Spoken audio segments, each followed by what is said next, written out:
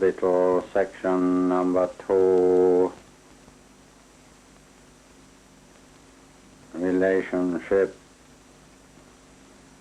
Mars, subject demand the truth. Good evening. You've been listening to a recording of the voice of Mr. King, who is a chairman of the Aetherius Society. The recording was made while Mr. King was in a trance state and was transmitting, he believes, the intelligence of a person called Mars Sector 6. Mr. King is going to discuss his views, his experiences, and give us some of what he regards as the evidence in support of them this evening. We have also with us in the studio two scientific colleagues of mine, both to listen to and then discuss this evidence together. The first is Dr. Dewhurst, who is an astronomer from the Cambridge Observatories, and the second is a psychiatric colleague who, under the present regulations constantly criticized of our profession, will, like myself, be anonymous. He is a psychiatrist with a special training in Jungian psychology.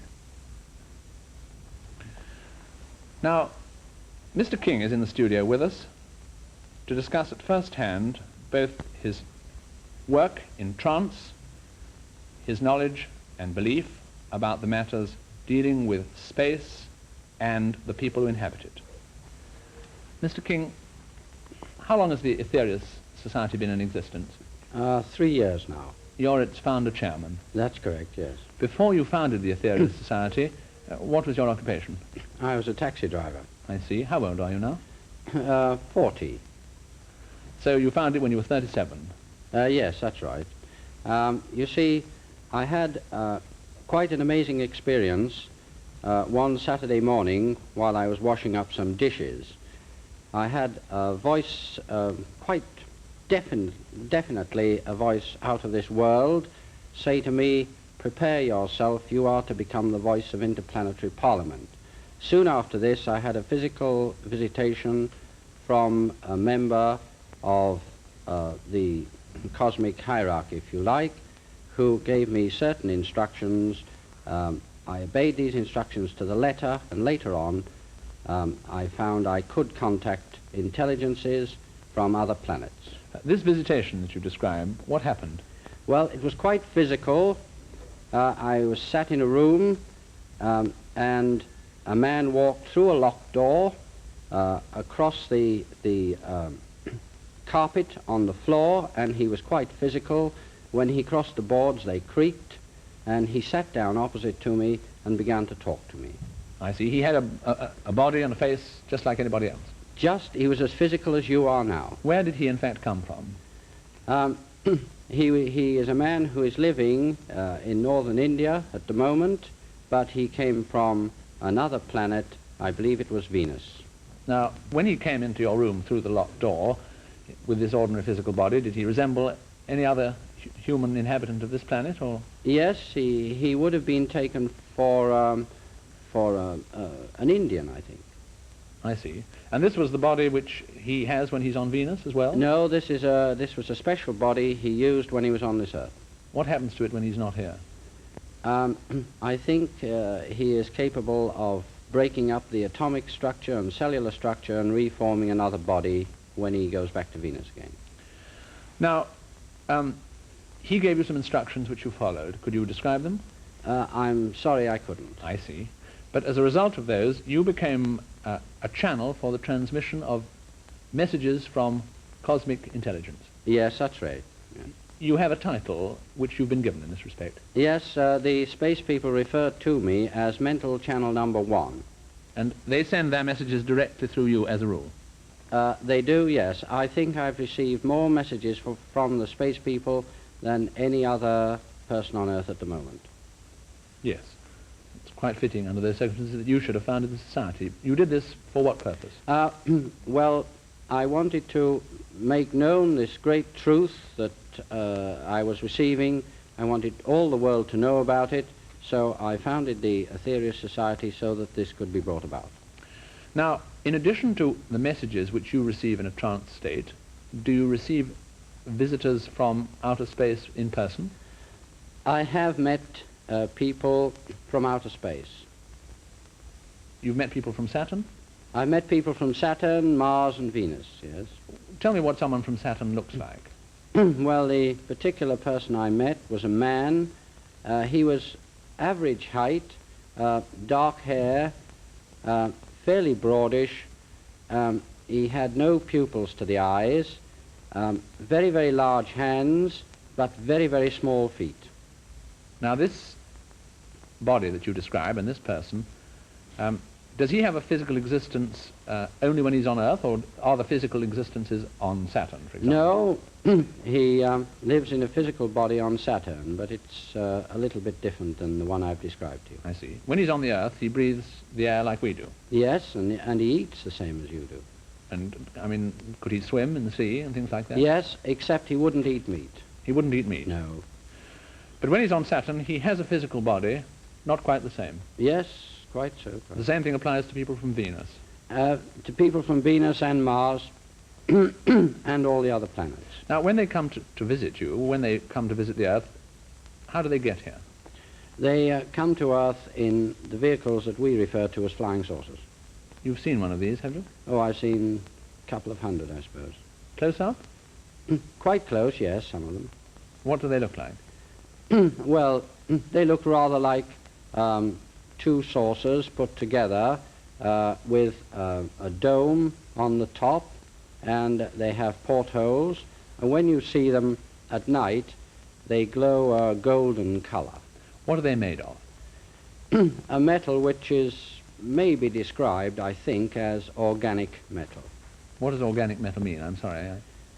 Well, it has a living cellular structure, rather as a human has a living cellular structure that constitutes his body. Is it a metal comparable to those we know on Earth? or- No, no. Is it a metal which can be detected in any way in the spectrum of any of the planets from which it comes?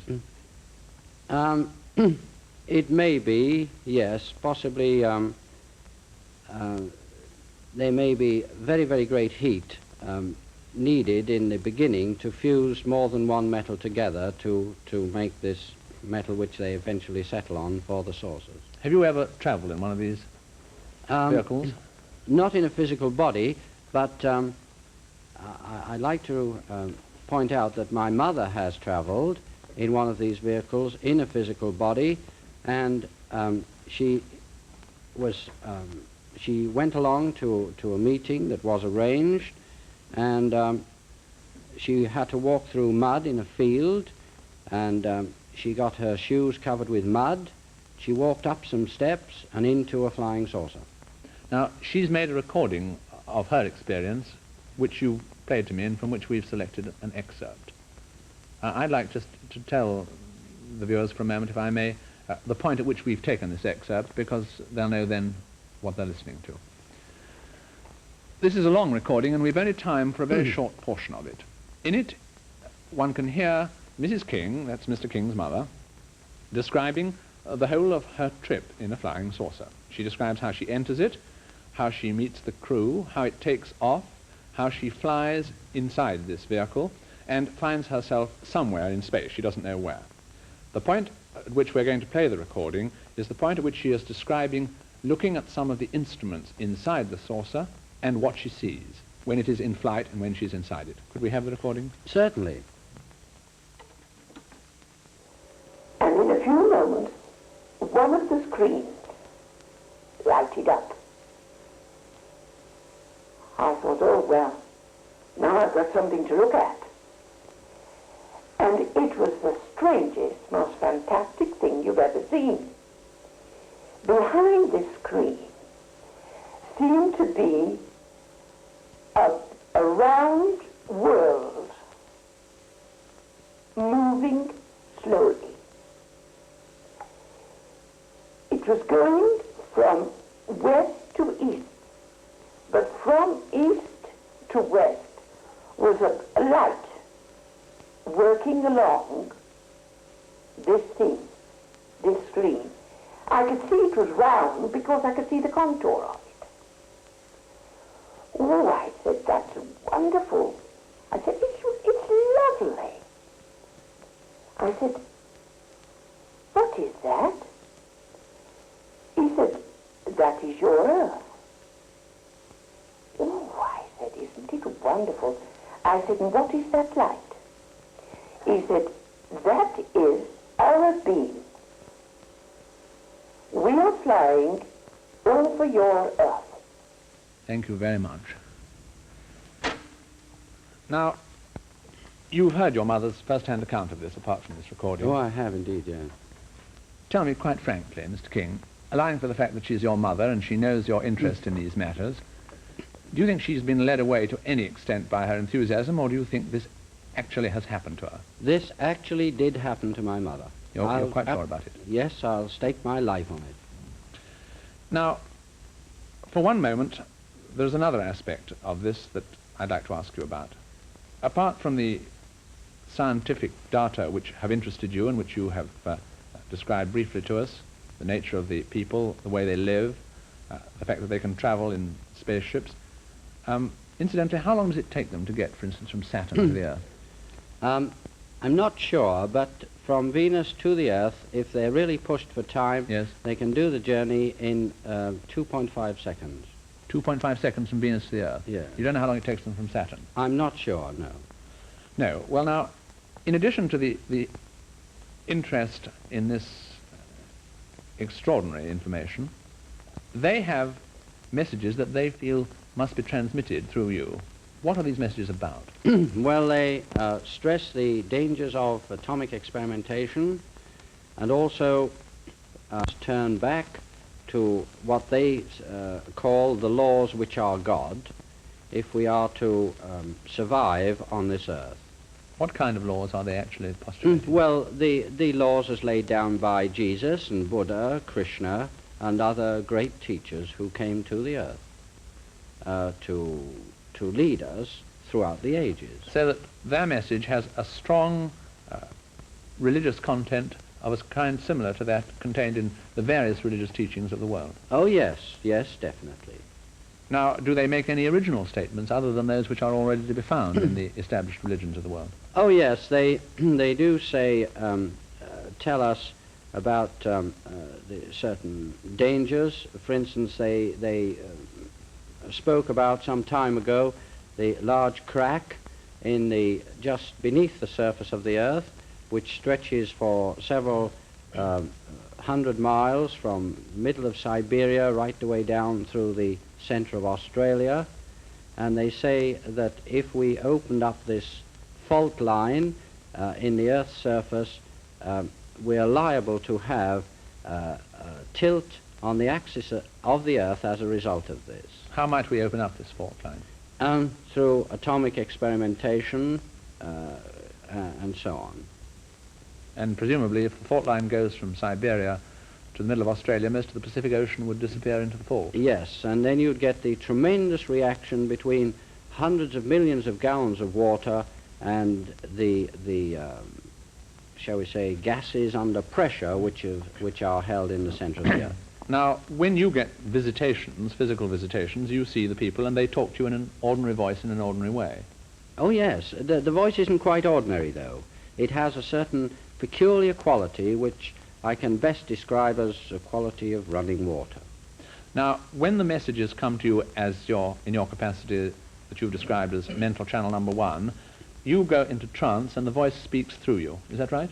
Yes, the intelligence speaks through me. In other words, I gain a telepathic rapport with the intelligence from another planet, and he conveys his message through me. Using your vocal cords? Yes, oh yes. Could you do that this evening? I think I could, yes. Before I ask you to do it, there is one other question which I'd like to ask you, which I hope you will accept as completely sincere, but to be answered with equal sincerity. Many people are clearly going to draw the conclusion that you are sincerely but absolutely deluded in all you say, that this isn't true, that you believe it, and it is a sheer delusion. What is your own answer to that? How do you know that this is not, in fact, a projection of your own imagination? Because I've met these people. My mother has met physically one of the people who has been speaking through me for a number of years. And he told my mother this fact, that he has been speaking virtually through me. Now, who is going to speak through you this evening, if you can get in touch? Intelligence from the planet Venus, who we call Aetherius. Right. Will you now try to go into a trance for us? I will try, yes. Yes. Mr. King has explained to me that, in fact, it may take him 30 seconds, even perhaps as much as a minute, to get into a trance. And during this time, he has suggested that we should be entirely silent, and so we will be. We will wait for the voice if it comes through Mr. King.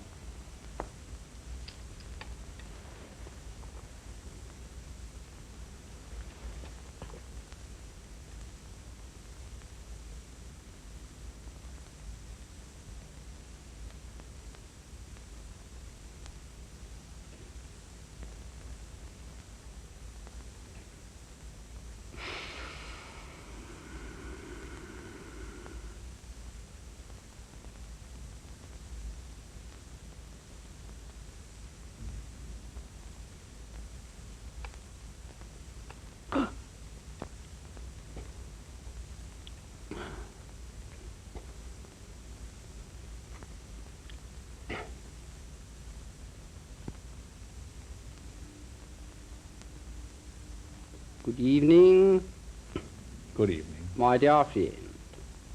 Your name is? I am known as Aetherius. Where do you come from? The planet Venus. Where are you speaking from now? I am sorry, my dear friend, I cannot answer that question for you.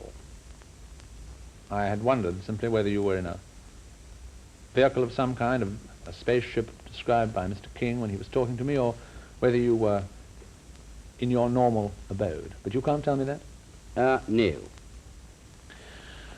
You do travel, normally, in what Mr. King has described as flying saucers when you move about space, do you?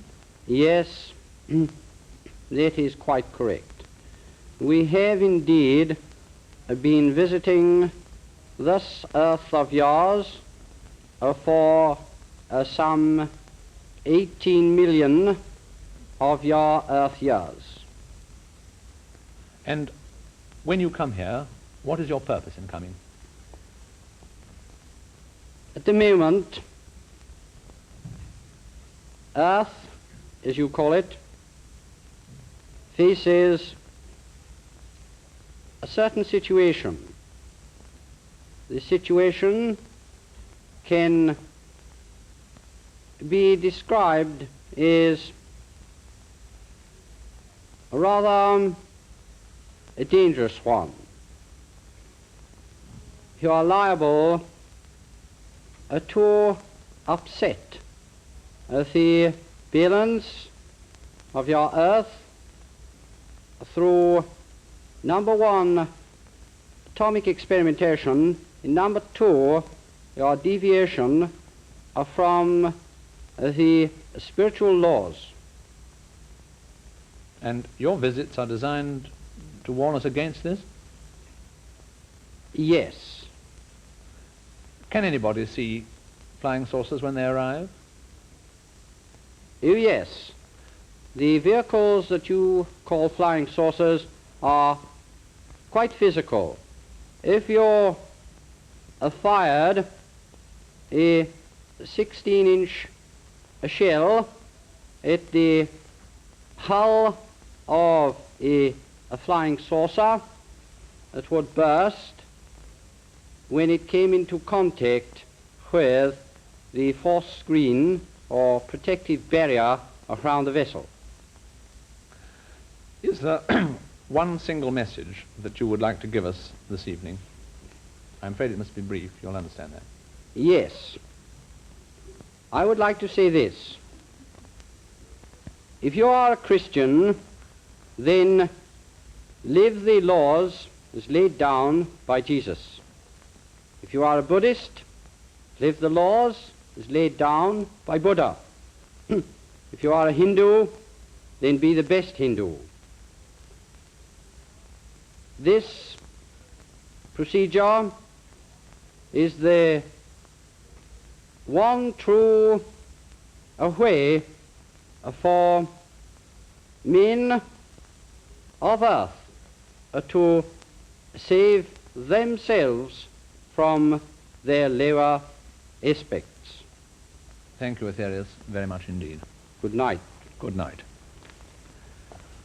Dr. Dewhurst, you've heard both what Mr. King has to say, the information that he has produced, the recording that his mother made, the voice that he believes is that of Aetherius taking over his vocal cords. From the point of view of our discussion, there are clearly two aspects to this. There is the theosophical or religious aspect, the moral teachings, which may be largely borrowed from religions as we know them, and there is the scientific material or the scientific claims, the rate of travel of the spaceship, the construction of the spaceship, and so on. I imagine that it is with the latter that you'd care to deal. Yes, I think I should make this clear right from the start. As you said, there are two aspects to what Mr. King has told us, what the voice of Aetherius has told us. One brings us messages, which are the messages which have been brought from time to time by the world's religious leaders to us, and clearly about these I've no more authority to speak than any others of us here, or indeed anyone else. Now, he did mention that people lived on Saturn with physical bodies. Now, this is the other point that I think we have to make clear before we can proceed usefully in this discussion. It's this, that as scientists we deal with a material world. We know that material behaves in certain ways, it obeys certain laws, and with our telescopes we can look far out into space, we can see distant galaxies, and we find that the material in these galaxies, there are the same kinds of elements present, the same atoms, they're behaving in precisely the same way as they behave in our laboratories on the surface of the Earth.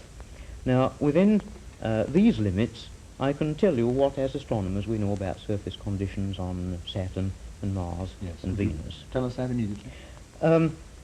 If we are to think of beings at all like ourselves on the surface of Saturn, then quite frankly this is impossible. Yes. We don't claim as astronomers to know all the answers. Indeed, we're, I think, perhaps more aware than many people are of how little we really know about the nature of the material about world. Saturn in the time we've got. What we do know is that the surface temperature on Saturn is something like 150 degrees centigrade, below freezing point. Yes. Now, already vital processes are beginning to slow down. For example, if you deep freeze food to about minus 10 degrees centigrade, then you prevent metabolic processes going on in quite low forms of life, microbes and so on. Yes. And we find it almost impossible to believe that any high form of living matter could exist at this temperature. In addition, all the high forms of life that we know on the surface of the Earth, mammals and so on, breathe or rely on oxygen for their existence. It's completely lacking in Saturn. The atmosphere is probably made very largely of hydrogen, and certainly there's a large quantity of methane, fire damp poisonous gas, but no oxygen containing atom molecules that we know. The pressure of the gases as you approach the surface of the planet, what are they like? Well, of course we can't give a certain answer to this because we can't see down to any solid surface below the cloud levels in Saturn, even if there is a solid surface. But we suppose that as the pressure increases as you go inwards, that the gases will begin to solidify and you'll pass from a gaseous atmosphere down to perhaps solid hydrogen at the bottom. You'll pass through an intermediate phase where there is nothing that we know of as a simple surface between gas and solid at all. So that in summary, the temperature's at least 15 times lower than that of a deep freeze. There's no oxygen of any kind, only ammonia, and most of the gases are a sort of liquid slush as they near whatever might be the surface of the planet. This is the sort of picture that we have of Saturn, yes. So it's impossible for you to conceive of life. Quite impossible. Now, the only other point I'd like you to answer is this question of both the construction and the speed of flying saucers. We are told that they're made of an organic metal. We are told that they can travel from Venus to the Earth in 2.5 seconds. Well, here again, it seems to me that Mr. King and I are not speaking the same language. If the flying saucers, whatever these vehicles are made of material substance, then I can only speak of them if they're made of substances that are known to us as scientists. This phrase that Mr. King uses of organic metals is completely meaningless, but if it is a material substance, then it is quite impossible, within the limits of our knowledge, that he could possibly come from Venus to the Earth in, I think it was 2.5 seconds, Mr. King said. This is a velocity much greater than the velocity of light. And we've had very considerable success in explaining the behavior of the material universe on the assumption that this can't happen. But no, the velocity of light is the limiting speed of the universe. Yes. Yes. Thank you. I wish we could go into this further, but I know we're running over time, and I think it's worth running over a bit just to get these things clear. Now, Tony, you know as well as I do that we don't have to take this material that Mr. King has said purely at its face value. Supposing that the refutation on the scientific aspect that has been given by our colleague is absolute, and that Mr. King is sincerely misguided or deluded about the nature of the scientific aspects of his claims, there is something about the symbolic aspects of them which perhaps you could comment on. Yes, I think certainly, because you've got to assume if flying saucers have no real physical existence, and the people that he's talking about also have no real physical existence, you've got to assume that they are fantasies. That is, that they are things which originate within the mind itself, that he is imagining or conjuring up these creatures, and that they are attributed to the sky, to outer space, and this is indeed a familiar psychological mechanism which we know as projection. It is the basis of the tests such as the Rorschach test, where people look at ink blots. Now, there isn't anything in an ink blot, and therefore it's of interest psychologically, because anything you see in an ink blot must come out of you, out of your own mind. As indeed it does. As indeed it does. And in the same way, of course, the sky is a very suitable place in which to see things. You'll remember Hamlet and Polonius, and how Hamlet points out a cloud to Polonius and says it's backed like a weasel, or it's shaped like a whale, and so on. So that the sky is a particularly suitable place to receive projections from within the mind itself. You can see anything in the sky if you look hard enough, as it were. And that's the first point that I want to make. The second is, of course, that there is evidence of a widespread tendency in human beings to see things in the sky.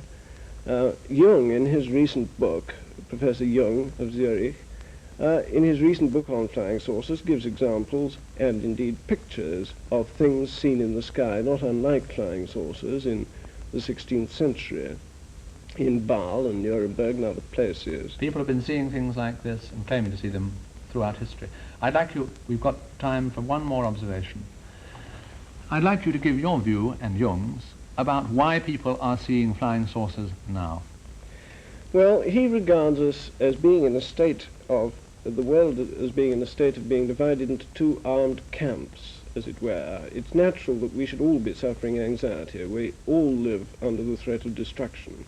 What is more natural than that people should look up to the sky, as they always have done, looking for hope of some kind, looking for a symbolic solution, and they see a saucer, they see a circular shape, they see something which has always been of the nature of a peaceful, reconciling, hopeful completion. The circle is the only perfect figure. It stands for this. This goes indeed with the advice that Mr. King believes he gets given. Exactly. It's a phenomenon which is repeated throughout history, and many examples can be given of it. We would have liked to have discussed this longer, we are limited strictly now by time. I think that perhaps there is one important point about this that we need to take away with us. Mr. King's claims scientifically cannot be accepted by an astronomer who has told us that astronomers cannot fit his claims in with the facts of the universe as they know them, nor have they ever seen, despite their telescopes and their interest, a flying saucer in the sky. They've been seen by people who are not astronomers, like Mr. King. You've heard also that the kind of advice, the kind of claims and the kind of messages that are transmitted fall in with the kind of hopes and fears that divide mankind. It would be easy, foolish, I think, to deride Mr. King, who, if nothing else, is absolutely sincere.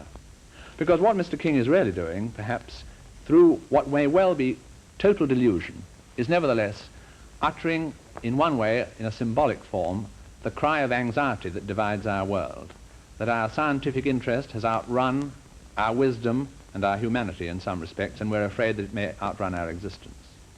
We therefore may not agree with what Mr. King claims or says. We may think that he is sincere but deluded. But we shall delude ourselves if we think that there is no significance in these fears and their expression in this form. Good night.